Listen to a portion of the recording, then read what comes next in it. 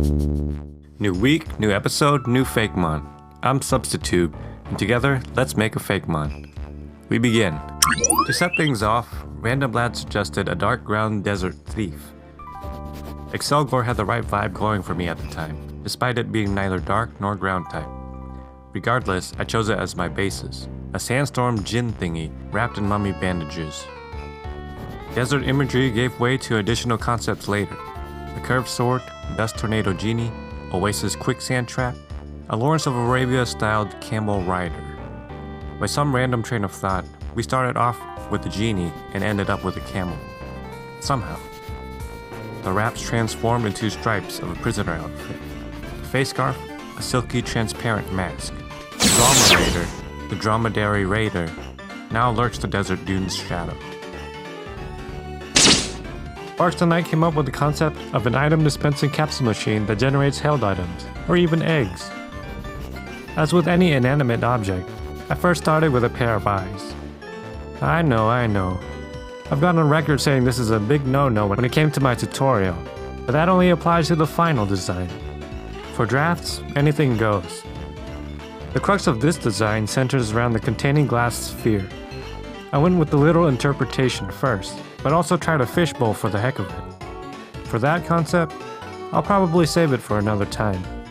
For now, the struggle centers around where to put the face. On the sphere itself, underneath where the nose is the knob thing that you turn, you know? The second option proved more useful. The proportions became more cartoony, with the added benefit of retro Mickey Mouse eyes. Dispenser makes for a very distinguished Pokemon. Every time it's sent out, Dispenser generates a random held item to use. Adam Wedderburn suggested a Ghost Dragon Pseudo legendary, which gains bone armor. Several years ago, I, Substitube, entered a Fakemon contest for baby dragons. The result? This little guy, a shaman who wore enchanted dragon skin.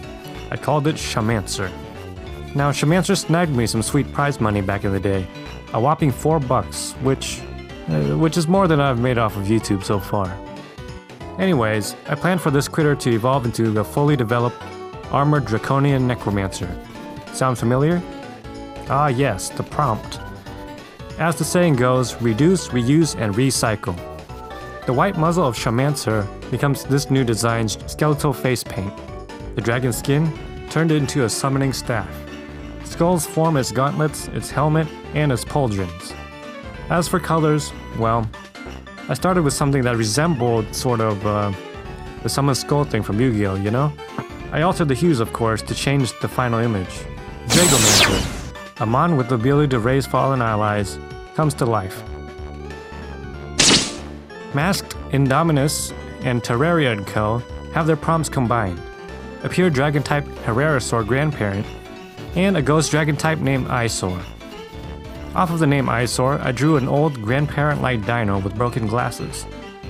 Of course, you can't just have a regular item on a Pokemon without giving it some kind of twist.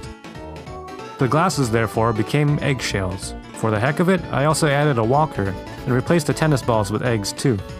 Refined in its form, given gums instead of teeth, made sepia tone to replicate old photographs. Bingo! Eyesore walks the earth once more. The one and only EVE suggested a Fire Ice Alien. By far, this was the most challenging prompt of the week. You'd think this level of freedom would allow for a speedy process, but in reality, what constitutes an alien and convincingly blends ice and fire types really eluded me. That was my dilemma. UFOs have been done, little green men have been done too. After scouring my catalog of alien ideas, I settled upon a falling satellite / comet / astronaut idea. Comets are made of ice, right? Falling into the atmosphere would then cause them to burn up. To be honest, I'm not too pleased with the final result, but I feel like if I find the right inspiration for it down the line, it can be revised into something more fitting. For now, Sputnot crashes and burns.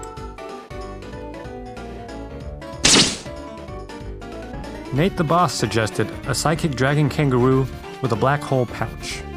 Done and done. Black hole was the initial focal point given by the prompt, so that was taken care of right away. Then came the all-important face. There were options for cute and elegant ones, but of course I went with my tried and true monster-like classic.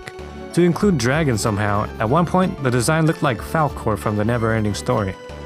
That didn't turn out too well. I think you'll agree. For the palette, a darker cosmic Pokemon demands a darker, more cosmic color, with of course a few accents of white thrown in to break up the monotony. In the end, our process pulls in Kangaroo, a singularity kangaroo.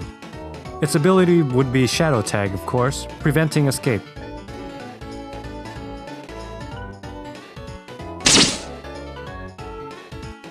Jose Marcio Graca Costa e Silva Filo, correct me on any mispronunciations, recommended Saci.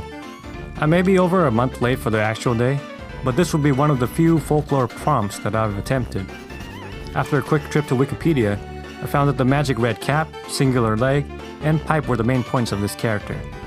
Not much to it besides making him less human and racially questionable.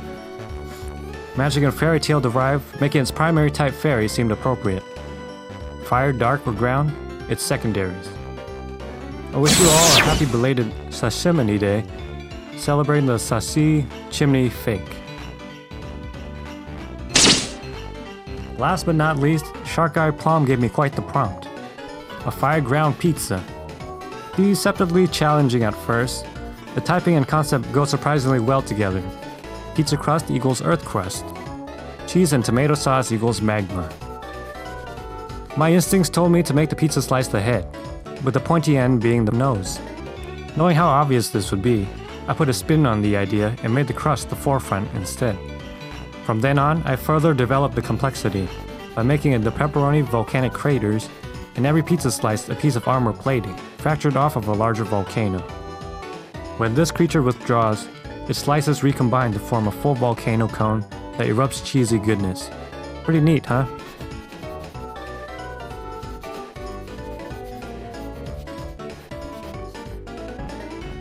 Shark Guy, your order of pepperoni, extra large, has arrived. And when you know it, that's it for this episode, everyone. Be sure to leave your suggestions for the next round of fakes.